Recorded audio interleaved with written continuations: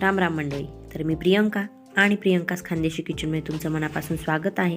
माझ्या चॅनलला सबस्क्राईब करा, बेलचं चिन्ह दाबा, त्याचबरोबरीने व्हिडिओला लाईक करा, कमेंट करा, व्हिडिओ तुमच्या फ्रेंड्स फॅमिलीसोबत शेअर करा. तर मंडळी, आज मी संक्रांतीच्या दुसऱ्या दिवशी जी कर येते त्या करी दिनसाठीची रेसिपी घेऊन आलेली आहे. ती म्हणजे गोड आणि तिखट धिरडे.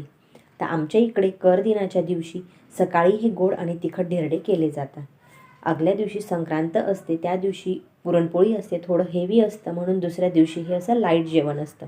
हे सकाळी असतं आणि रात्री नॉनव्हेज असतं. तर काही भागांमध्ये ह्या धिरड्यांना ढिंडरे म्हटलं जातं, पण खरं त्याचा उच्चार धिरडे असा आहे.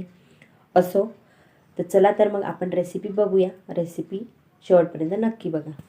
तर इथे मी 1 वाटी बेसन पीठ घेतलं आहे. त्यामध्ये मी आता हिरवी मिरची, लसूण आणि कोथिंबीर ठेचून घेतली आहे.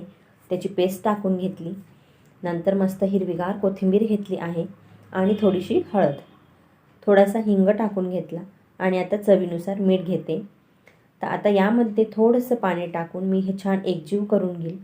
आधी थोडंच पाणी घ्यायचं आणि छान हे मिक्स करून घ्यायचं.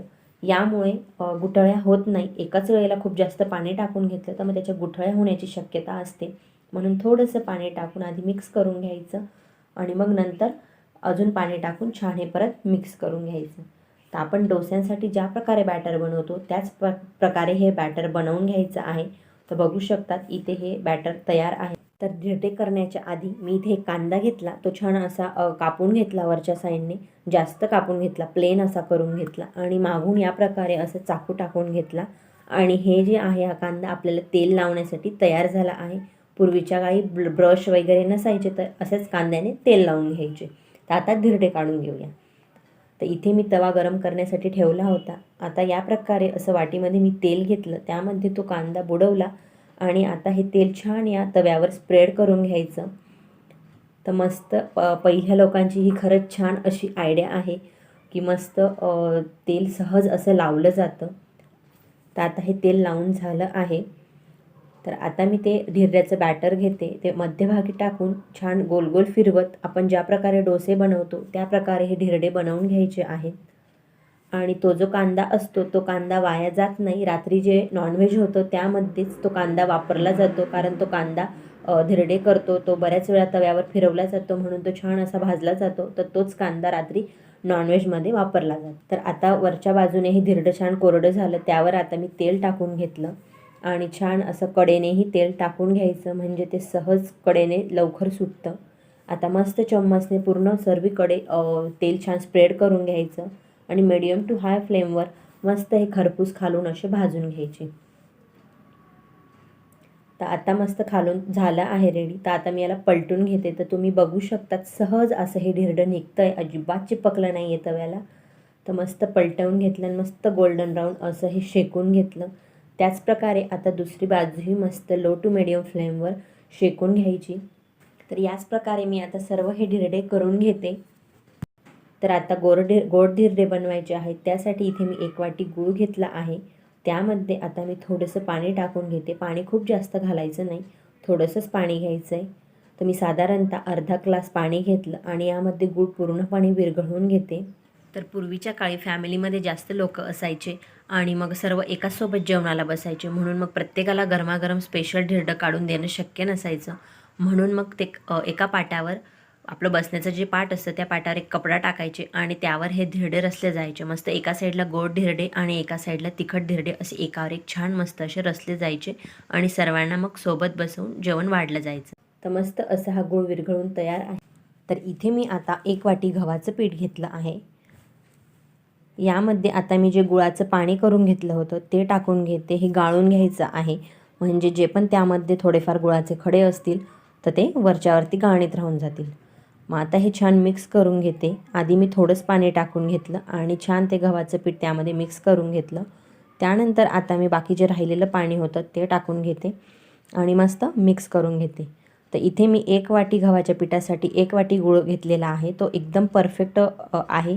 पण तुम्हाला जर जास्त गोड हवं असेल तर तुम्ही गूळ वाढवून घेऊ शकतात किंवा कमी हवं असेल तर कमी करून घेऊ शकतात.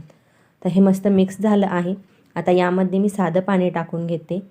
गुळाचं पाणी कमीच करायचं, कारण की मग नंतर आपल्याला साधं पाणी टाकता येतं, पण जर गुळाचं पाणी खूप जास्त झालं आणि जर आपलं बॅटर पातळ झालं तर मग ते बाकीचं गुळाचं पाणी आपण घालणार नाही आणि मग ते फिकट असे धिरडे होतील, ते त्याला चव येणार नाही व्यवस्थित.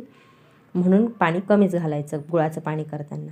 तर हे छान झालं आहे. आता यामध्ये मी थोडंसं मीठ टाकून घेतलं. कुठल्याही गोड पदार्थात मिठाची चव खूप छान लागते, म्हणून थोडं मीठ टाकायचं. आता इथे इलायची पावडर टाकून घेतली आणि छान एकदा मिक्स करून घेते. तर आता तुम्ही याची कन्सिस्टन्सी बघू शकता. अगदी पातळ असं हे पीठ तयार करून घेतलं आहे मी. तर आता धिरडे काढण्यासाठी मी इथे तवा गरम होण्यासाठी ठेवला होता. तवा गरम झाल्यावर त्यावर मी आता तूप टाकून घेतलं. गोड धिरडे बनवतोय आपण, म्हणून तूप टाकून घ्यायचं. छान हे पसरवून घेतलं मी तूप. त्यानंतर आता यावर या पद्धतीने ते बॅटर टाकून घ्यायचं. असं पसरवत हे बॅटर टाकून घ्यायचं. आणि आता छोटासा असा मी नॅपकिन घेतला आहे, त्याची छान अशी छोटीशी घडी करून घेतली आणि त्या नॅपकिनने ते जे बॅटर आहे ते पसरवून घ्यायचं. म्हणजे ते मस्त असे पातळ धिरडे तयार होतात. चम्मचने हे धिरडे होत नाहीत, ते चिपकतात चम्मचला. डोस्यांसाठी हे धिरडे होत नाही, म्हणून असं कापड्यानेच ते धिरडे पसरवून घ्यायचे. आणि आता ते मस्त मिडियम टू हाय फ्लेमवर तेही खालून मस्त गोल्डन ब्राऊन शिजवून घ्यायचे. थोडेसे जास्त भाजून घ्यावे लागतात ते. त्यानंतर यावर मस्त तूप टाकून घेतलं आणि तूप मस्त सगळीकडे पसरवून घ्यायचं आणि मस्त कमी गॅसवर मिडियम टू हाय फ्लेमवर मस्त खालून गोल्डन ब्राऊन असं भाजून घ्यायचं. कडेनेही थोडंसं तूप टाकून घेतलं, म्हणजे त्याच्या कडा सहज अशा सुटतील, चिपकणार नाही ते खाली. तर आता मी काढून घेते, पलटून घेते हे धिरडं. तर तुम्ही बघू शकता त्याच्या कडा सहज निघता आहेत. पण हे धिरडं जे असतं ते क्रिस्पी होत नाही, ते नरमच असतं, कारण ते गव्हाचं पीठ आणि गूळ आहे म्हणून ते नरम असतं. तर हे थोडंसं असं जास्तच भाजून घ्यायचं, तेव्हा त्याची चव छान लागते. तर मस्त असं दुसऱ्या बाजूनेही मी छान असं खालूनही आता त्याला मिडियम टू लो फ्लेमवर शेकून घेते आणि मस्त तयार आहे असं हे गोड धिरडं. तर याच प्रकारे मी अजून काही धिरडे काढून घेते. तर तयार आहे मस्त स्पेशल करसाठी गोड आणि तिखट असे धिरडे. तर तिखट धिरडे तुम्ही लोणचं किंवा सॉससोबत खाऊ शकतात आणि गोड धिरडे तर असेच छान लागतात, पण तुम्ही थोडंसं तूप टाकून घेतलं त्यावर तर ते अप्रतिम लागतात. तर नक्कीच या करला हे असे धिरडे करून बघा आणि कमेंट करून मला नक्की कळवा कसे झालेत आणि तुमच्याकडे हे असे धिरडे बनवतात की नाही हे मला नक्कीच कळवा. चला तर मग माझ्या चॅनलवर नवीन असाल तर माझ्या चॅनलला सबस्क्राईब करा. त्याच्या बाजूला बेलचं चिन्ह आहे त्यावर क्लिक करा, म्हणजे जेव्हाही मी व्हिडिओ अपलोड करेल तेव्हा तुम्हाला त्याचं नोटिफिकेशन येईल आणि तुम्ही माझा व्हिडिओ लगेच बघू शकाल. त्याचबरोबरीने व्हिडिओला लाईक करा, कमेंट करा, व्हिडिओ तुमच्या फ्रेंड्स फॅमिलीसोबत शेअर करा आणि व्हिडिओ पूर्ण बघितल्याबद्दल तुमच्या मनापासून धन्यवाद.